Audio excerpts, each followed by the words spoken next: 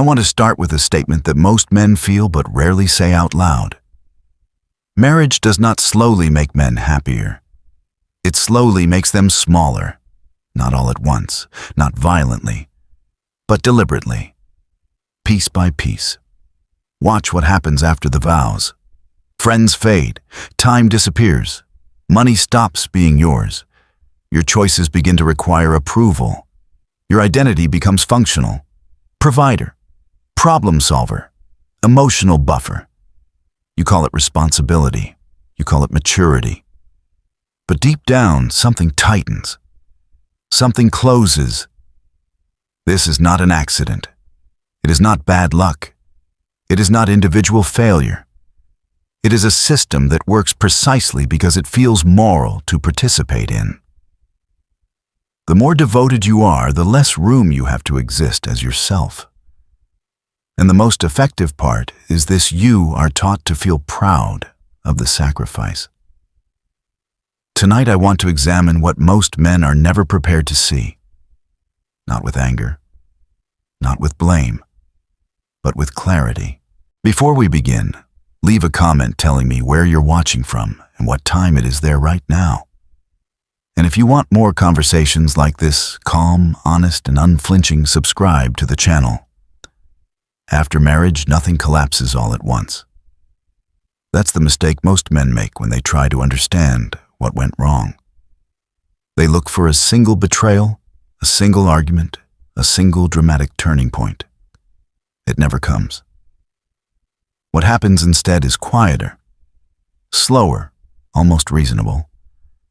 I remember the first changes because they didn't feel like losses at the time. They felt like adjustments, small trades. One night skipping drinks with friends because it would just be easier to stay in. One weekend giving up a personal project because the house needed attention. One purchase delayed because it needed to be discussed first. None of it felt like control. It felt like cooperation. My social circle didn't disappear overnight. It thinned. Invitations slowed. Group chats went quiet. When I did show up, I was tired, distracted, watching the clock. Eventually, I stopped being asked. Not because anyone was angry, because I was no longer available. And availability is the currency of friendship. My hobbies followed the same pattern. Anything that didn't directly benefit the household began to feel indulgent. Time alone felt suspicious. Solitude needed justification. If an activity didn't improve income, health, or family logistics, it quietly moved from important to optional, then from optional to selfish. No one had to say it out loud. I learned it through tone, through silence, through the subtle cost of friction. Money was the next shift. I didn't lose it. I shared it. That's how it was framed. But sharing didn't mean equal authority. It meant joint responsibility with asymmetric guilt. Spending on the family felt virtuous. Spending on myself required explanation. Over time, I learned to preemptively deny my own desires. Not because I was told to, because it was easier than defending them. What struck me later was how consistent this pattern was across other married men. Different personalities, different incomes, different backgrounds.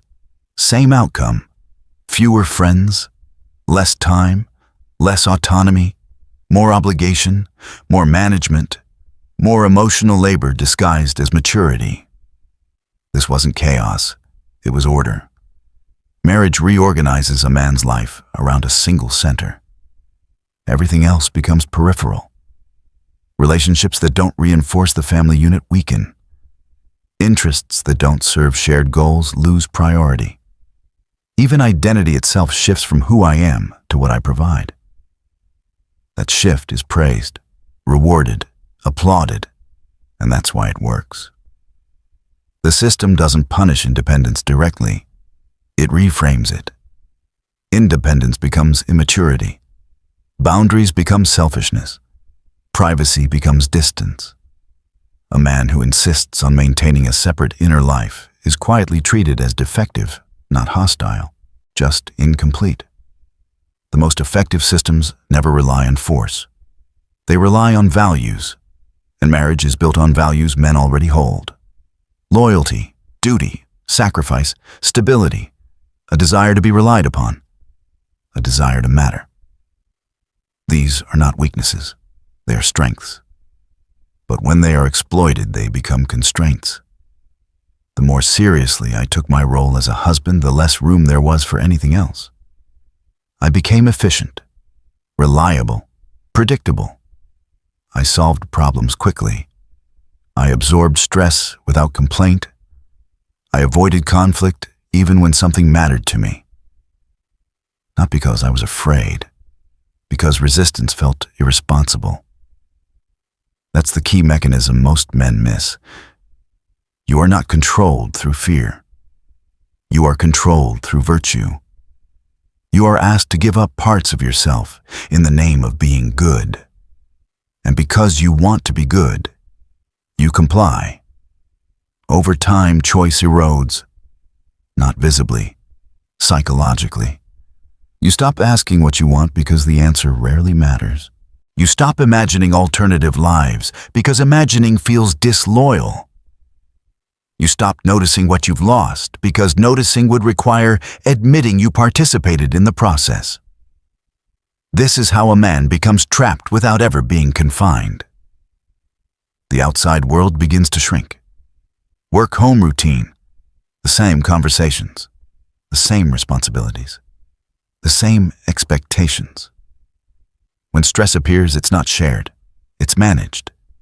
You become the stabilizer, the shock absorber, the one who holds things together while slowly coming apart internally. What's remarkable is how little resentment this initially produces. There is pride in being needed, pride in being dependable, pride in being the one who carries weight. That pride delays awareness. It keeps you compliant long enough for the transformation to complete. And by the time most men realize something is wrong, they can't locate the moment it began. There is no crime scene, no single decision to undo, just a life that no longer feels like it belongs to them. This is why advice like communicate more misses the point. The issue is not expression, it's structure. The structure rewards self-erasure and penalizes self-direction. A man who tries to reclaim time, space, or authority is not seen as rebalancing. He is seen as withdrawing. Marriage, as it functions in modern society, is not designed to preserve a man's independence. It is designed to convert it. Independence becomes resource flow. Time becomes service. Energy becomes availability. The fewer alternatives a man has outside the family unit, the more of himself he will invest inside it. This is not malice. It is incentive. A man with friends, passions, and options is harder to manage. A man whose entire world is his household is predictable, stable, contained. His leverage decreases as his obligations increase. And stability, not fairness, is the system's priority. What unsettled me most was realizing how normal all of this is.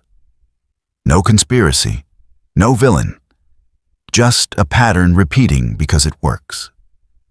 Men comply because the cost of resisting feels higher than the cost of surrendering slowly. And because the surrender is framed as love, it never feels like a loss until there is nothing left to give. By the end of this phase, most men don't feel oppressed. They feel tired, flattened, reduced. They tell themselves this is adulthood. This is what winning looks like. But something essential has been traded away, and no one taught them how to notice the exchange. That realization doesn't arrive with anger. It arrives with silence. A quiet understanding that the life you're living is stable, respectable, and empty in ways you were never warned about. Once I understood what was changing on the surface, I had to confront the deeper question. Why does this pattern repeat so reliably? Why do so many men across backgrounds and personalities arrive at the same place. The answer isn't emotional, it's structural. A family unit becomes more stable as a man's alternatives disappear. This isn't a moral judgment. It's an incentive system. The fewer places a man can redirect his time, attention, and resources, the more efficiently those resources flow into the household. When exit costs rise, compliance becomes rational.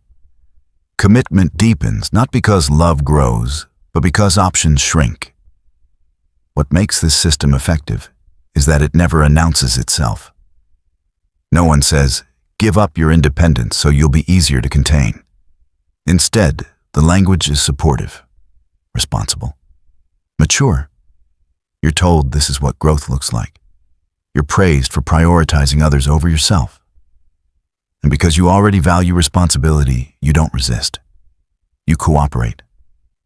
I didn't feel coerced. I felt chosen, needed, trusted. That's how the trap works.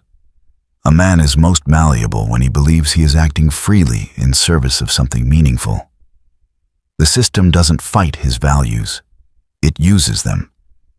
My desire to be a good husband became leverage. My pride in being dependable became pressure. My instinct to protect became an obligation to endure.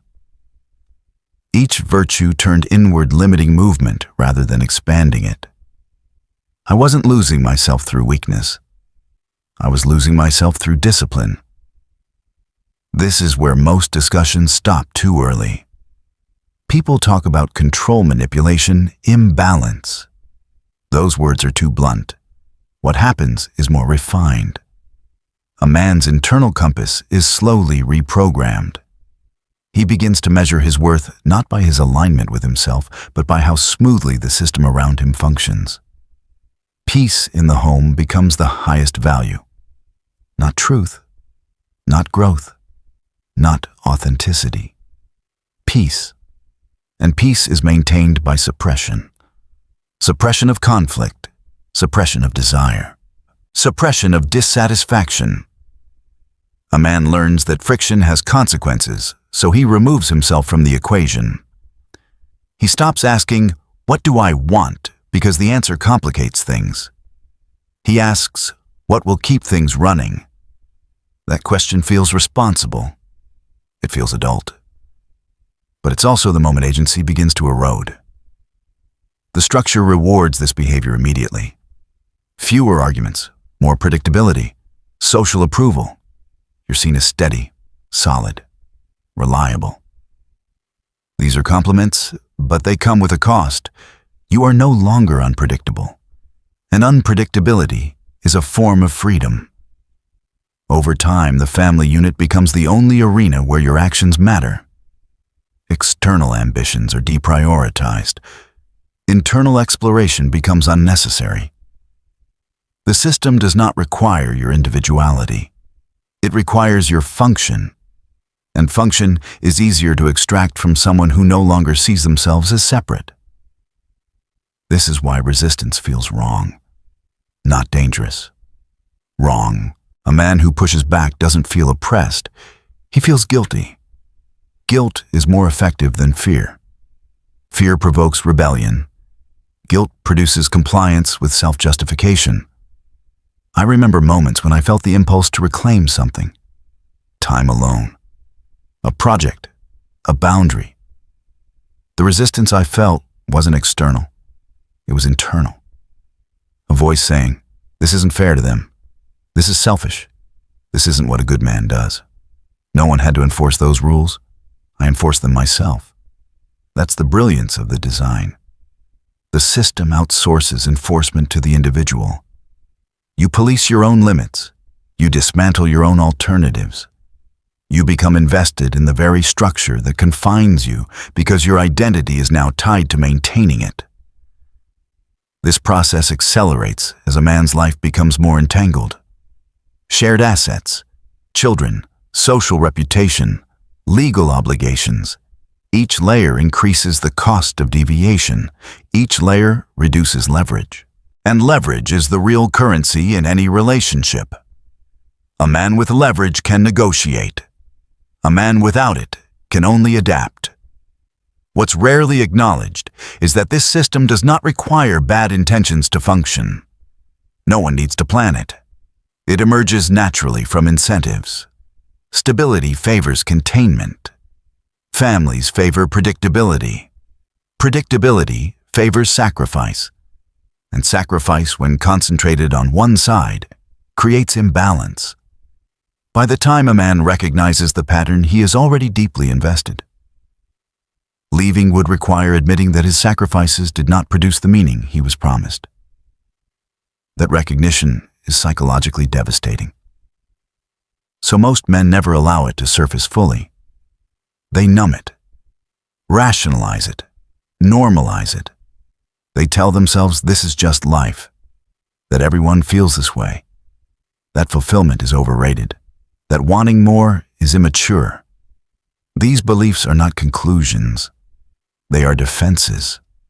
The system does not need to break a man. It only needs to exhaust him. An exhausted man does not question structure. He maintains it. What makes this especially effective is how it aligns with male psychology. Men are taught to endure, to provide, to absorb stress without complaint. These traits make them excellent builders of civilizations. They also make them vulnerable to systems that extract indefinitely without replenishment. There is no moment where the system says, "You have given enough." There is always another need, another adjustment, another sacrifice framed as temporary. And because each individual sacrifice is small, the cumulative loss is invisible until it is complete. This is why so many men reach a point where they feel strangely detached from their own lives. They are present, functional, respected, but internally hollow. They don't feel oppressed. They feel irrelevant to themselves. And when that feeling surfaces, it is quickly redirected. Work harder. Be more patient. Communicate better. All solutions that ask the man to give more, not reclaim anything. The structure remains untouched. Understanding this changed how I viewed my own participation. I wasn't unlucky. I wasn't uniquely flawed. I was following a script written by incentives, values, and expectations that had never been examined. The uncomfortable truth is that modern marriage as it operates does not require a man's wholeness. It requires his reliability, and reliability increases as freedom decreases. That is not romance. That is logistics. Once you see this clearly, you stop asking why it feels constricting. You start asking why it wouldn't. A system designed to maximize stability will always resist individual sovereignty. And unless a man consciously protects his autonomy, he will trade it away, without ever realizing he agreed to the exchange. Language tells the truth long before people are willing to admit it. Long before statistics. Long before philosophy. Long before men sit quietly with the feeling that something essential has been taken from them.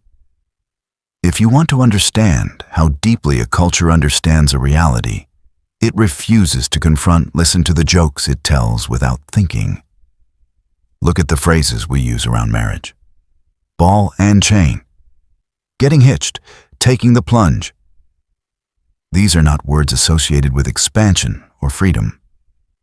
They are the language of restraint, capture, and risk. No one says them with anger. They say them with a smile. That's what makes them revealing. A ball and chain is not a symbol of partnership. It is a symbol of confinement.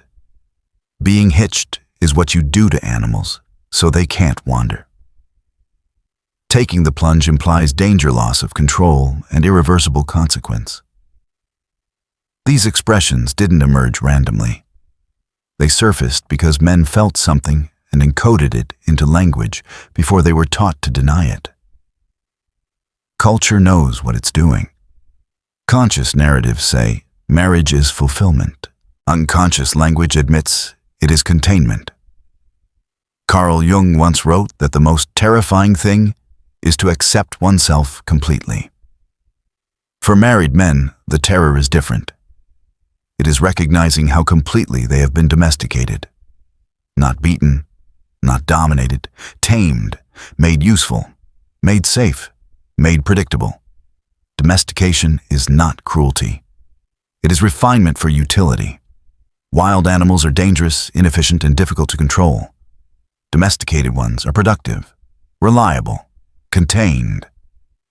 The same principle applies here. A man with too much independence introduces uncertainty. A man with obligations is easier to integrate into a system that values order over truth. Marriage reframes this domestication as love. And because love is considered sacred questioning, the process becomes taboo. The man who notices the loss of freedom is told he is afraid of commitment.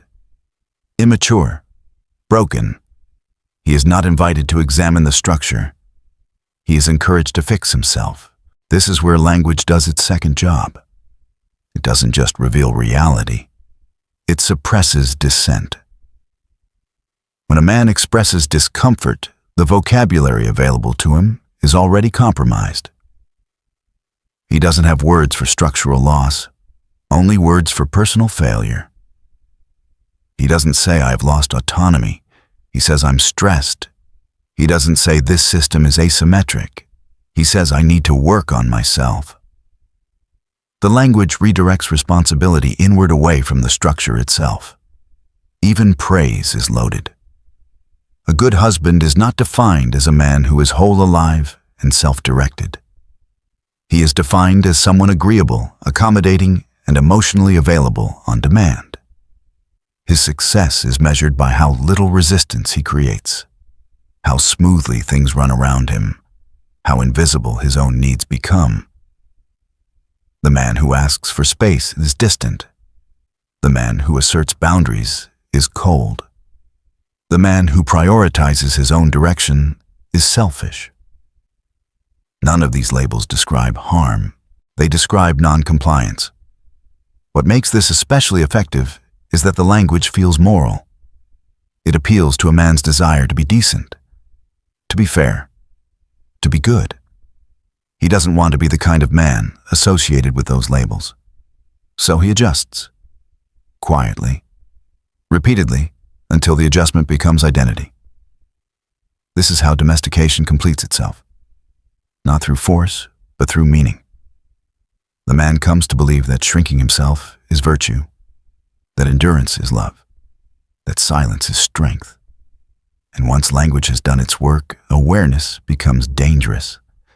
A man who begins to articulate what he's losing threatens the illusion that everyone depends on. So the culture responds quickly. Friends joke it away. Media reframes it. Therapists pathologize it. Religion sanctifies it. He is told that fulfillment comes later, that sacrifice will be rewarded, that this is the price of adulthood, that wanting something for himself is regression. These are not answers. They are sedatives. The most subtle part of this process is how men themselves become its enforcers. Married men rarely warn unmarried men honestly. Not because they are malicious, because honesty would force them to confront their own surrender. Admitting the cost would mean acknowledging that the trade was real and permanent. So they repeat the script. It's worth it. You'll understand when you're older. That's just how it is. These phrases sound reassuring. They function as containment. What's rarely discussed is how this language isolates men from one another. Honest conversation becomes risky. Vulnerability is allowed only if it leads back to compliance. A man can admit stress fatigue or frustration as long as the solution involves giving more, not reclaiming anything. This creates a quiet loneliness, not the loneliness of being alone, but the loneliness of being unseen. A man surrounded by people obligations and noise, yet unable to speak the truth of his experience without destabilizing the world around him. Jung understood that when a man cannot integrate his true self, it does not disappear. It goes underground. It emerges as resentment, withdrawal, depression, or numbness. The domesticated man is not peaceful. He is contained, and containment always leaks. The culture prefers this leakage to open rebellion. A tired man is safer than a free one. A distracted man is easier to manage than an aware one. A man who believes his discomfort is personal failure will never question the structure that produced it. This is why the language around marriage has never been corrected. If anything, it has been softened, rebranded, sanitized. The jokes remain because they relieve pressure. They allow men to acknowledge the loss without acting on it. Everyone laughs. No one changes anything. Once you understand this, the jokes stop being funny. They become signals. Warnings that were never meant to be taken seriously, because taking them seriously would require uncomfortable choices. The tragedy is not that men lose freedom. It's that they lose the language to even name the loss. Without language, there is no clarity. Without clarity, there is no agency. Only adaptation. And adaptation, when it requires the steady erosion of self, is not growth. It is quiet disappearance. The phrase sounds harmless when you first hear it, almost comforting. Happy wife, happy life. It's delivered like wisdom passed down through generations, a simple formula for domestic peace. But once you look closely, you realize it isn't advice. It's conditioning. That sentence does something very specific to a man's psychology. It assigns responsibility for emotional equilibrium to one side of the relationship. Her happiness becomes the primary variable. His well-being becomes secondary, conditional, and often invisible. If the environment is tense, the assumption is never that something is wrong with the structure. The assumption is that the man has failed to manage it correctly. This is not partnership. Partnership implies symmetry. This is emotional hierarchy. At first, the trade seems reasonable. Most men don't want conflict. They don't want chaos. They want a calm home. They want stability. So they learn quickly which behaviors maintain peace and which create friction. They adjust. They smooth edges. They absorb irritation. They yield on small things to avoid larger problems. The system rewards this immediately.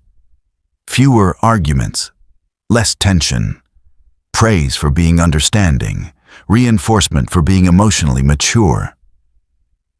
But what's actually happening is training. A man is being taught through repetition that his internal state matters less than the emotional atmosphere around him. Over time, he stops checking in with himself. He checks the room instead. What does she feel right now? What will prevent escalation? What reaction is expected of me? These questions replace a more dangerous one. What do I actually think about this? That question becomes inconvenient. It slows things down. It introduces resistance. So it disappears. The most effective forms of control don't require obedience. They require anticipation. A man who learns to anticipate emotional consequences no longer needs to be corrected. He corrects himself. This creates a subtle but permanent imbalance. One person's emotions set the tone. The other person's emotions are managed privately, if at all. When the man is frustrated, tired, or dissatisfied, he learns to downplay it. Expressing it risks disturbing the system. And disturbance is framed as harm. This is why men are encouraged to open up, but only within narrow boundaries. They can express vulnerability as long as it doesn't challenge expectations, demand change, or threaten comfort. Sadness is acceptable. Confusion is acceptable. Exhaustion is acceptable. Assertion is not. A man who asserts needs is told he is making it about himself. A man who withdraws is told he is emotionally unavailable. Either way, the conclusion is the same. Adjust, adapt, do better. The phrase happy wife, happy life is not neutral. It is a directive. It tells men where to place their attention, their energy, and ultimately their sense of worth. If she is content, you are successful. If she is not, you have failed. There is no equivalent phrase assigning equal weight to a man's inner life. And this matters because meaning follows attention. When a man's focus is permanently external, he loses contact with his internal compass. He stops orienting his life around values and starts orienting it around emotional management. That shift changes everything. His decisions become reactive. His leadership becomes tentative. His confidence becomes conditional. He is no longer acting from conviction. He is acting from calibration. That may produce harmony, but it destroys authority. Not authority over others, authority over himself. This is where the system becomes self-reinforcing. As the man's inner clarity weakens, the emotional environment becomes more volatile. Not because the woman is malicious, but because uncertainty increases pressure. She senses instability. She reacts emotionally. The man responds by accommodating further. The cycle tightens. What's never addressed is that the structure itself creates the imbalance it claims to solve. When one person's emotional state is prioritized above all else, it inevitably becomes more expressive, more demanding, more central. When another person's emotional state is consistently deprioritized, it becomes muted, suppressed, and eventually inaccessible. The relationship doesn't become peaceful. It becomes one-sided. This is why many married men describe feeling invisible. Not ignored. Invisible. Their presence is functional, but their inner life no longer registers. They are needed, but not known. Required, but not considered. And because this is framed as love questioning, it feels immoral. Men are told that sacrifice is proof of commitment, that discomfort is the price of stability, that real men put family first. These messages don't arrive as commands. They arrive as praise for those who comply and quiet disapproval for those who don't. The result is a generation of men who confuse endurance with virtue. The most damaging aspect of this conditioning is that it severs the connection between happiness and authenticity. A man learns that happiness is something he provides for others, not something he experiences for himself. His satisfaction becomes indirect. He is allowed to feel good only when the system is calm. This is why so many men feel strangely empty even when everything appears fine. The house is stable. The routine works. The roles are clear, and yet something essential is missing. Not excitement, not novelty, alignment. He is no longer living in accordance with his own priorities. He is living in response to emotional cues that are not his own. And over time, that dissonance erodes self-respect. The system does not require a man to be broken. It requires him to be compliant. A compliant man is predictable. A predictable man is manageable. A manageable man is stable. Stability is the goal, not fulfillment. Once this conditioning is complete, the man defends it himself. He tells younger men that compromise is maturity, that resistance is ego, that wanting more is childish. Not because it's true, but because admitting otherwise would mean confronting what he surrendered. This is why the phrase survives. It isn't harmless folklore. It's a psychological instruction manual that teaches men where to place their center of gravity. And wherever you place your center of gravity, you give power. In this arrangement, power does not look like dominance. It looks like emotional priority. And once a man gives that away reclaiming, it feels not just difficult, but wrong. That is the quiet genius of the system. It convinces men that their own happiness is optional, while everyone else's is non-negotiable. To understand why this dynamic feels so disorienting to men, you have to look at how it begins, not after the wedding, before it, during the phase that feels effortless, exciting, and mutual. Courtship. In the beginning, the woman presents a version of herself optimized for attraction. This is not deception. It is selection. Frequent sex, shared interests, high agreeability, low friction. She adapts easily. She mirrors. She accommodates. The man interprets this as compatibility. He believes he has found someone who naturally aligns with him. What he doesn't realize is that this phase is temporary by design. During courtship, the woman's priority is securing commitment, emotional, legal, social. Once commitment is achieved, the incentive structure changes. The goal is no longer attraction. It is optimization, stability, resource allocation, risk reduction. And as the goal changes, behavior adjusts. The shift is gradual, almost imperceptible. Sex becomes less spontaneous, more conditional. It turns from expression into leverage. Shared interests quietly drop away if they don't serve family objectives. Agreeability decreases. Expectations increase. The tone changes, but never all at once. This is why men are so often confused. They're not reacting to a single betrayal. They're reacting to a pattern they weren't taught to recognize. The woman who once adapted to him now expects him to adapt to her.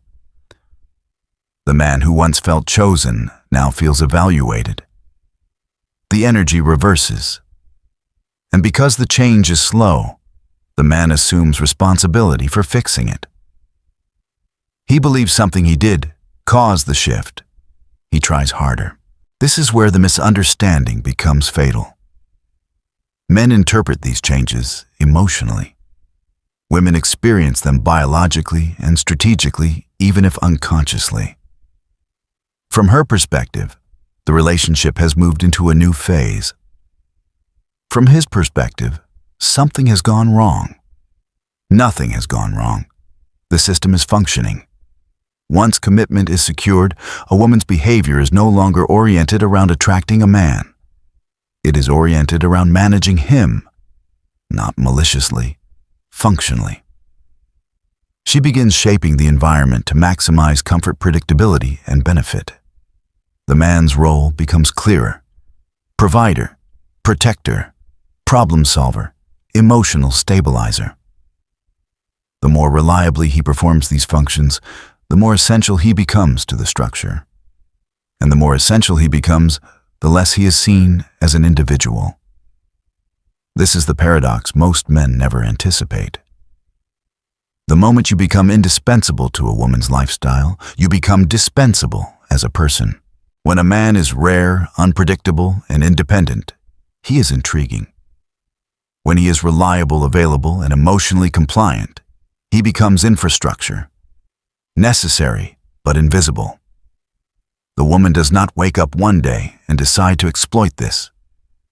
She responds to incentives the same way men do. She adjusts to what works, and what works is a man who prioritizes her needs over his own. Sex in this phase becomes a tool, not consciously, but functionally. It rewards good behavior. It withholds in response to non-compliance. This isn't cruelty, it's leverage. And leverage emerges naturally wherever there is a symmetry of desire. The man desires peace, affection, and approval. The woman desires security, stability, and control of her environment. When these desires intersect, the power dynamic becomes clear. The one who can withdraw what the other values most holds the advantage.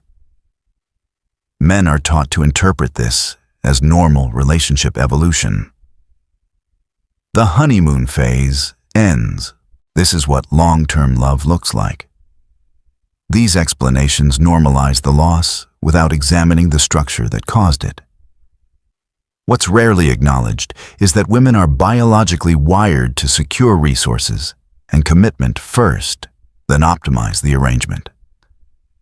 This is not a moral claim. It's an evolutionary one.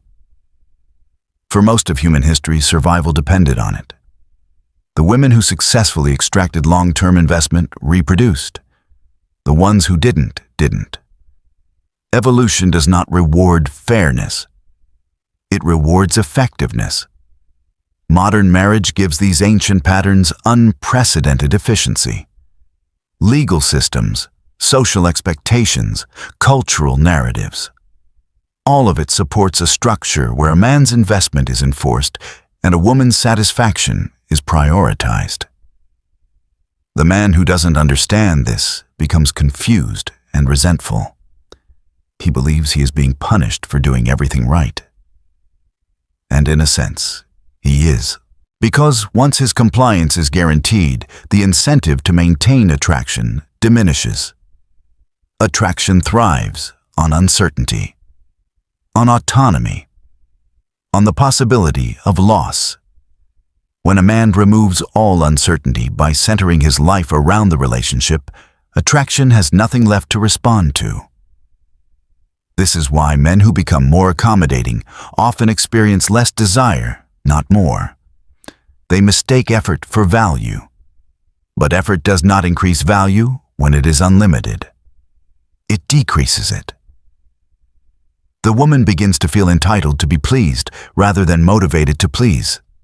Again, not consciously. Structurally. The relationship no longer feels mutual. It feels managed. From the outside, everything looks stable. Inside, the man feels a growing sense of imbalance. He is giving more and receiving less, but he cannot articulate why. He is told this is love, that love requires sacrifice, that desire fades naturally, that wanting more is unrealistic. So he adapts. He lowers expectations. He rationalizes distance. He internalizes dissatisfaction.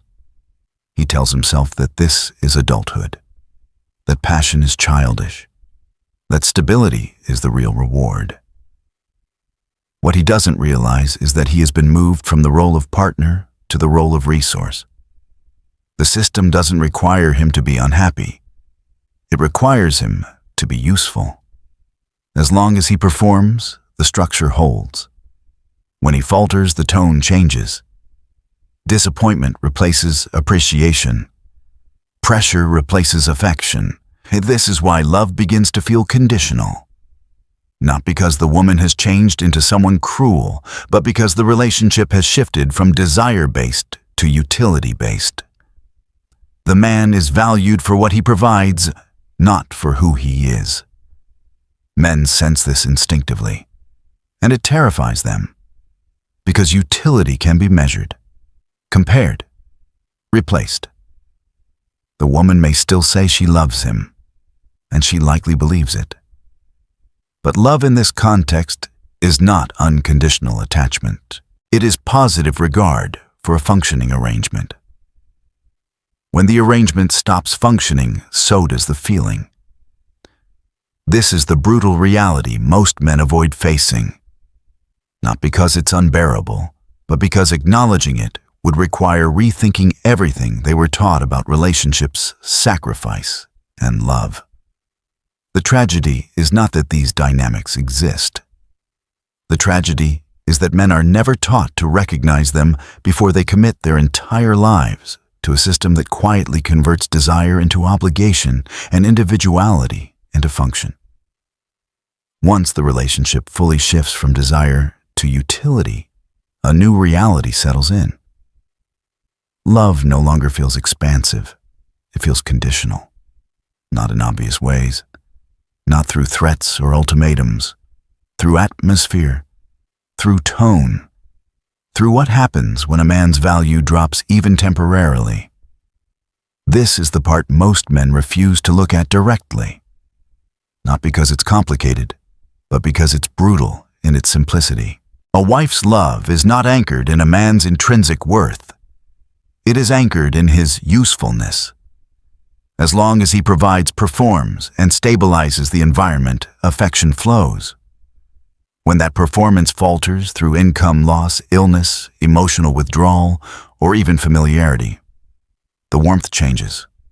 Support becomes conditional. Patience thins. Respect erodes. Not overnight. Gradually, predictably.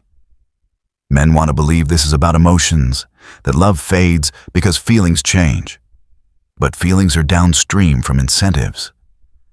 When the cost-benefit balance of the relationship shifts, so do emotions. This is not theory. The data confirms it. Women initiate the overwhelming majority of divorces, not because they are uniquely unhappy, but because they are more likely to act when the arrangement no longer serves them.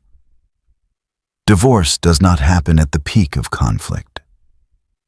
It happens when alternatives become viable, when a woman can maintain or improve her quality of life outside the marriage she leaves. When she cannot, she stays and attempts to renegotiate conditions. The decision is rarely emotional in the way men imagine it. It is strategic, even if unconscious. Men struggle with this reality because they approach love as identity. Women approach relationships as environment. Men attach, women evaluate. This difference creates a dangerous asymmetry. A man believes loyalty is permanent. A woman experiences it as conditional on outcomes. When a man loses value, he expects support. When a woman perceives loss of value, she prepares for exit. Again, this is not cruelty. It is evolutionary logic reinforced by modern systems. Historically, a woman needed a man to survive. Today, she needs him only if he improves her life relative to her alternatives. Modern marriage, supported by legal protections and social safety nets, reduces the cost of leaving while increasing the cost of staying with a declining asset. The man who does not understand this believes his sacrifices will be remembered. They won't. Only current utility matters. And when the relationship ends, the system ensures that his usefulness does not. Divorce is not liberation for men. It is continuation, alimony, child support, asset division. The extraction does not stop when the relationship dissolves. It becomes formalized, enforced, monetized. The man continues paying for a structure he no longer participates in or benefits from. He loses access, authority, and presence, but retains obligation. That is not justice. That is efficiency. The family court system completes the cycle by guaranteeing that a man's resources remain tied to the family unit regardless of emotional reality. The system does not care whether he is loved. It cares whether payments arrive on time. And this creates a deeper psychological wound than men are prepared for. Because at this stage, the illusion collapses. The man realizes that his role was never relational. It was functional. And once his function is no longer required in the same form, he is reclassified. This realization is devastating because it retroactively reframes the entire marriage. What he believed was unconditional commitment reveals itself as conditional investment. What he thought was partnership reveals itself as structured dependency. Men often describe this phase as betrayal. But betrayal implies broken promises. The promises were never what he thought they were. He heard permanence. The system offered performance-based retention. The emotional impact of this realization is severe. Men don't just lose a relationship. They lose their narrative. Their sacrifices no longer feel noble. They feel exploited. And because society refuses to acknowledge this, men are left to process it alone. This is where psychological damage deepens. A man who gives his best years, his energy, and his identity to a system that discards him when his value drops does not simply move on. His sense of meaning fractures. he begins to question whether anything he did mattered beyond its immediate utility. And because men are taught to endure rather than reflect, many internalize this as personal failure. They believe they should have tried harder, provided more, been better. But no amount of performance can secure unconditional regard in a system that does not reward it. What makes this especially destructive is how normal it all appears from the outside. Divorce is framed as mutual, fair, inevitable. The man is expected to accept the outcome with dignity. Resistance is framed as bitterness. Grief is treated as weakness. There is no space for him to say the truth that the rules were not what he believed them to be.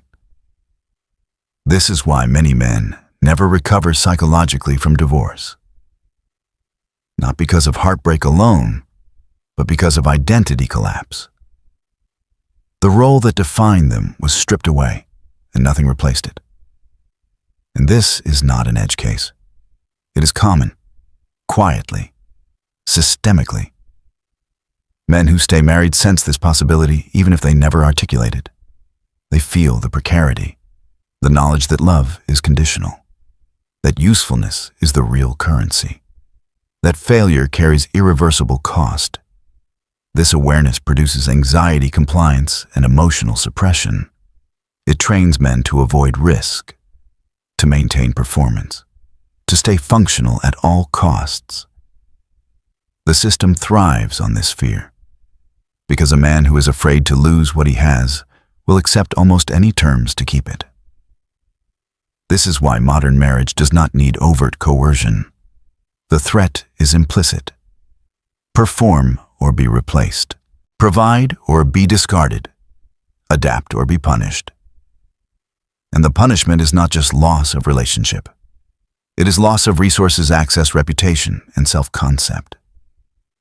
Once you see this clearly, it becomes impossible to pretend that marriage is simply about love.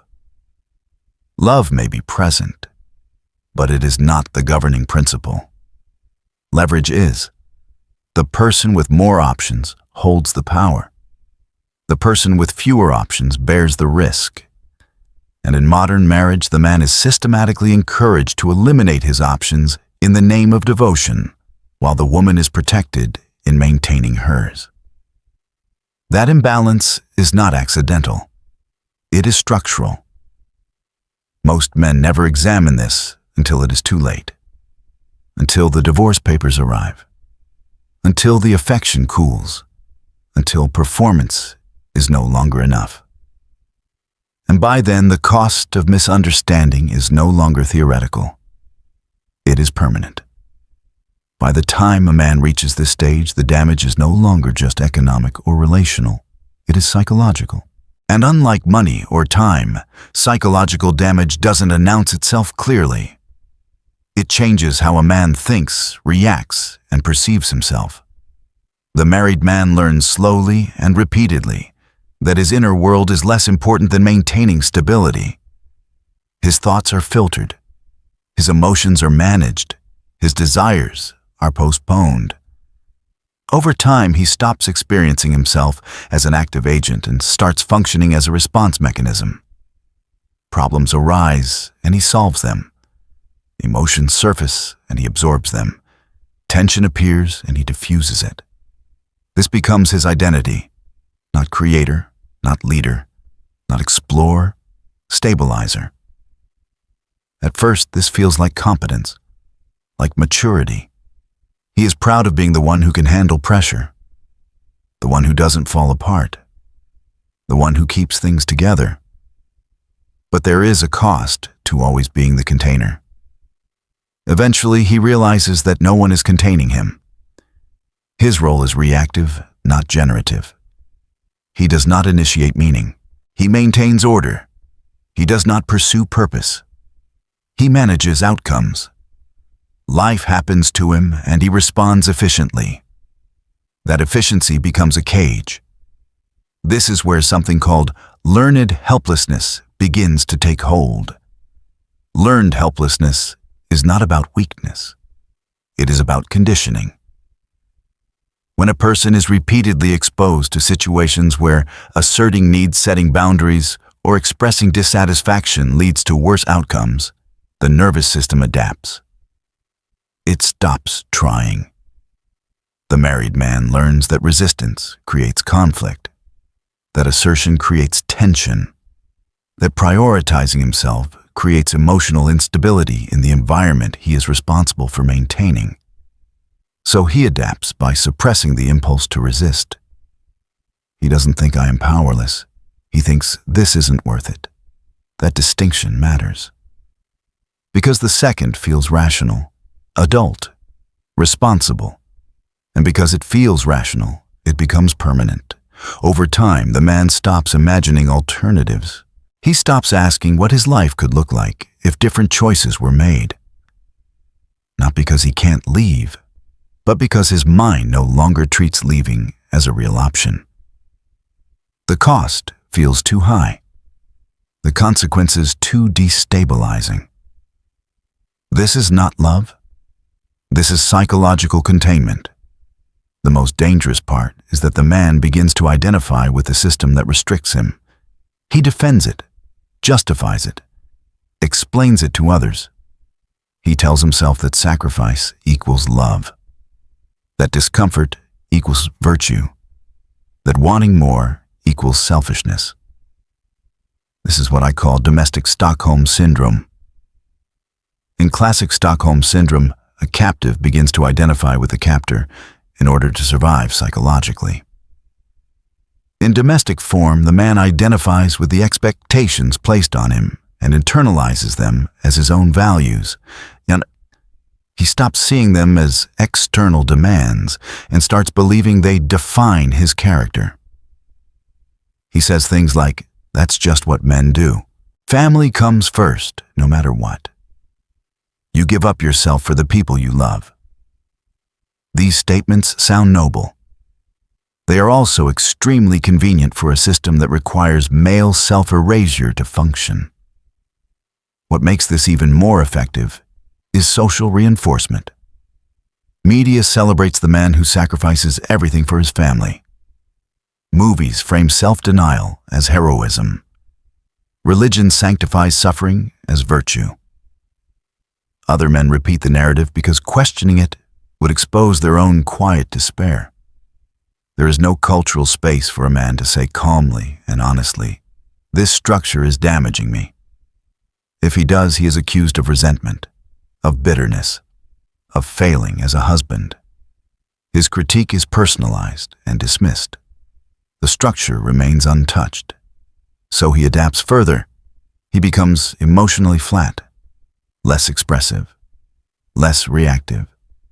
Not because he doesn't feel, but because feeling has nowhere to go.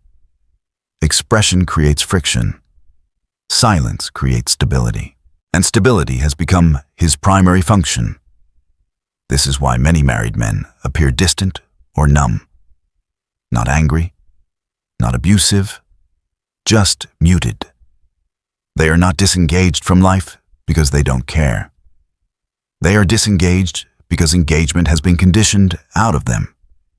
The long-term effects are severe. Depression in men often doesn't look like sadness. It looks like emptiness, irritability, withdrawal, a sense of meaninglessness that has no clear cause. Doctors medicate it. Therapists individualize it.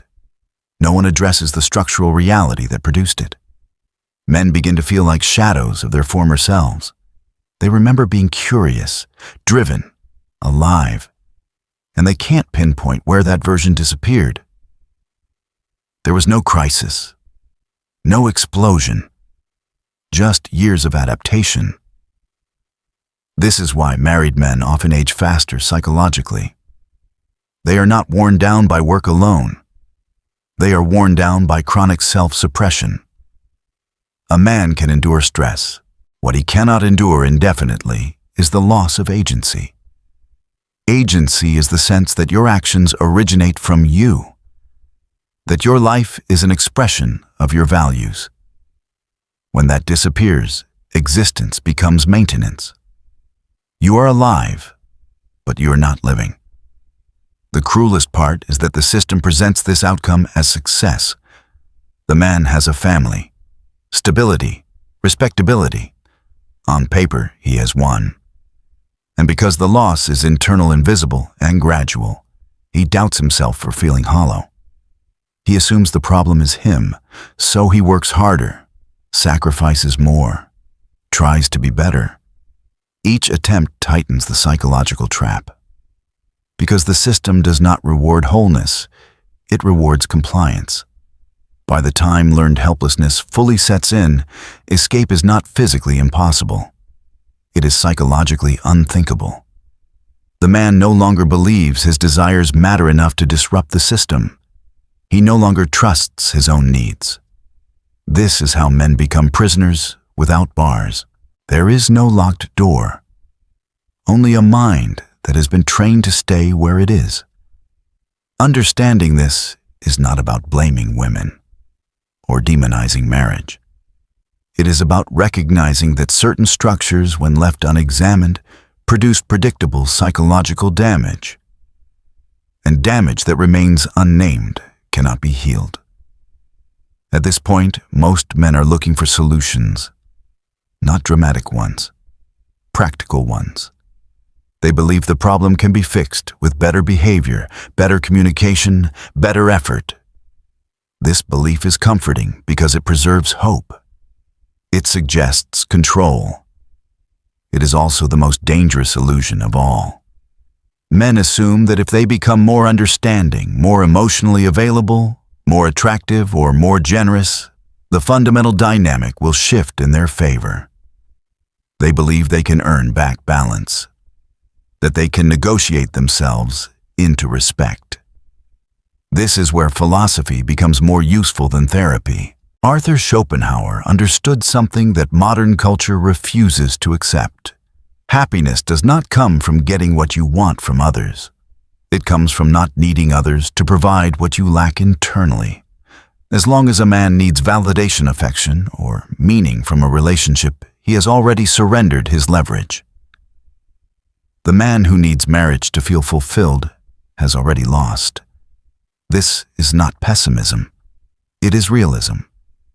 Dependency always creates asymmetry. The person who needs more has less power. The person who can walk away holds the advantage. This is not cruelty.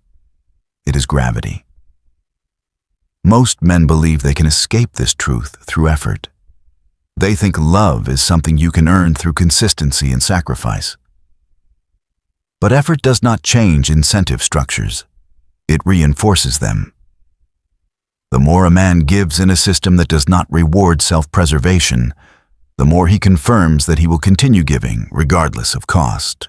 That does not inspire respect. It signals predictability. And predictability erodes attraction. This is why trying harder almost always backfires. The man who communicates more often sounds weaker, not clearer. The man who compromises more appears less decisive, not more loving. The man who sacrifices his boundaries in the name of harmony loses the very qualities that created attraction in the first place. Men misunderstand what women respond to because they listen to what women say rather than what their behavior reveals. Women say they want sensitivity, emotional openness, and prioritization. Their behavior consistently responds to independence, direction, and emotional self-sufficiency. This is not deception. It is subconscious contradiction. A woman genuinely believes she wants a man who centers her emotionally. But her attraction mechanisms respond to a man who centers his own mission. She feels safe with one and drawn to the other. Safety does not sustain desire. Direction does. The man who doesn't understand this becomes confused and resentful. He believes he is being punished for doing exactly what he was told to do. And he is. Because what culture rewards verbally is not what biology rewards emotionally. This is why negotiation fails. You cannot negotiate with biological imperatives. You cannot argue your way out of gravity. You cannot explain attraction into existence. It responds only to signals of strength, autonomy, and optionality. The man who keeps trying to earn love through compliance is playing a game he cannot win, because the rules guarantee his defeat. The only leverage that exists in relationships is the ability to walk away without psychological collapse. And that leverage cannot be faked. It must be real. This is the part most men avoid, because it requires killing a part of themselves. The part that seeks approval, the part that needs reassurance, the part that wants to be chosen in order to feel valuable.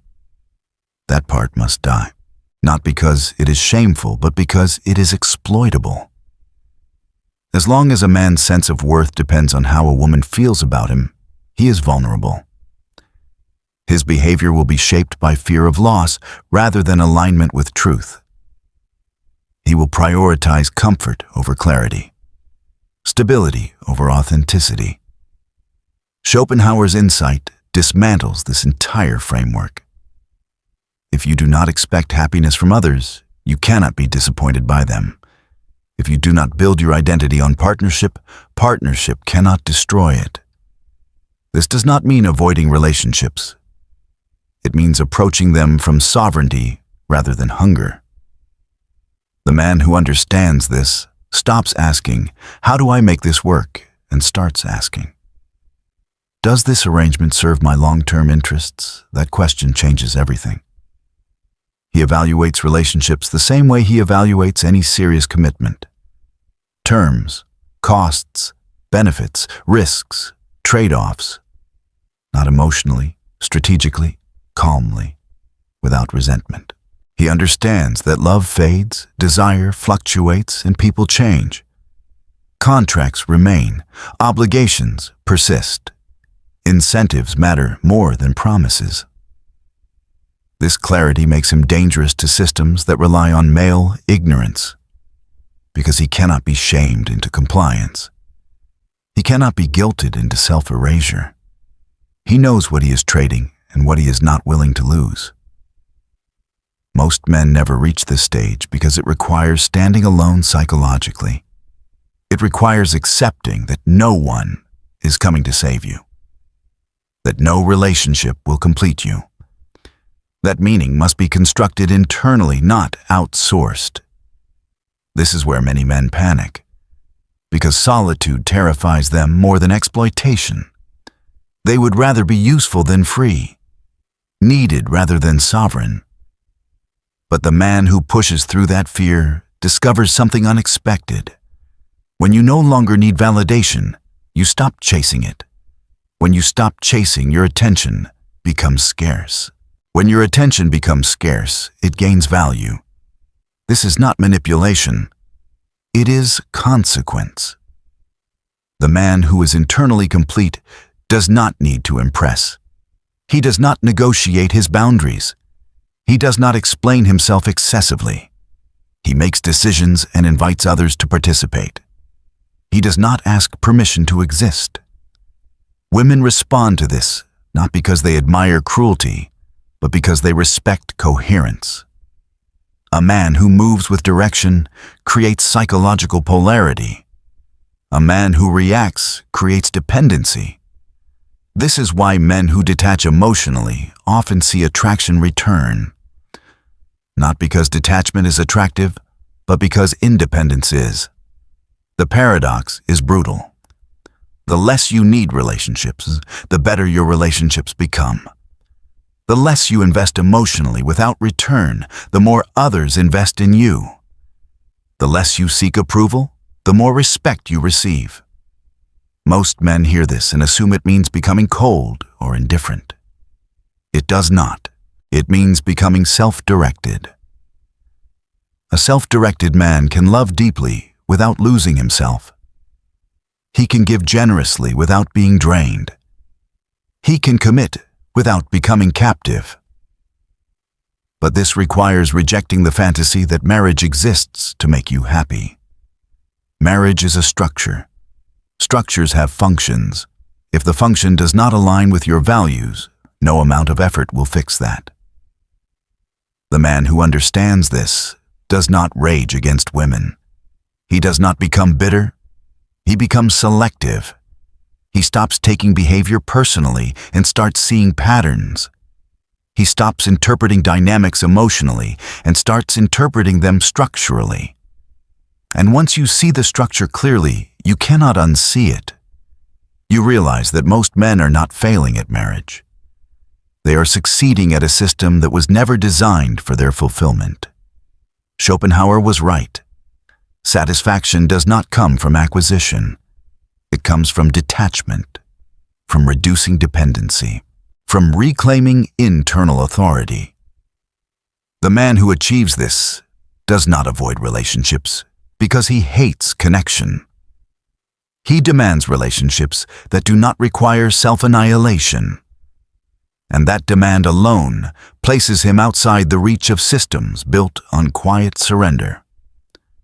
There is one lesson beneath everything we've explored, and it has nothing to do with anger, blame, or rejecting connection.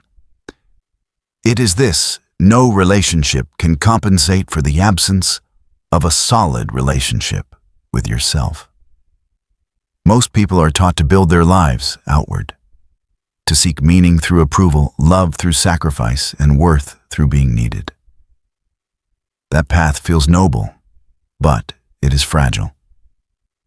Because anything built on external validation can be taken away the moment circumstances change.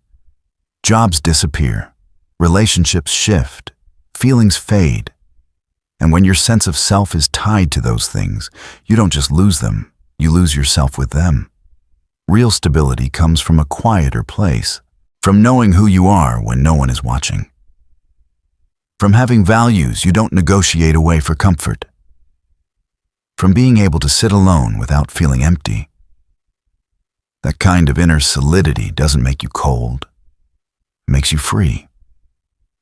Free to choose relationships instead of clinging to them. Free to give without disappearing. Free to walk away from what diminishes you without hating what once mattered. The truth is, independence is not the enemy of love. Dependence is. Love that requires you to abandon yourself is not deep love. It is fear wearing a moral mask. The strongest connections are built between people who could stand alone but choose not to. If this message resonated with you, I'd like to hear from you. Leave a comment sharing what part struck closest to home, or where you're listening from and what time it is there. And if you want more conversations like this, calm, honest, and grounded in reality, consider subscribing to the channel. Not for motivation, not for comfort, but for clarity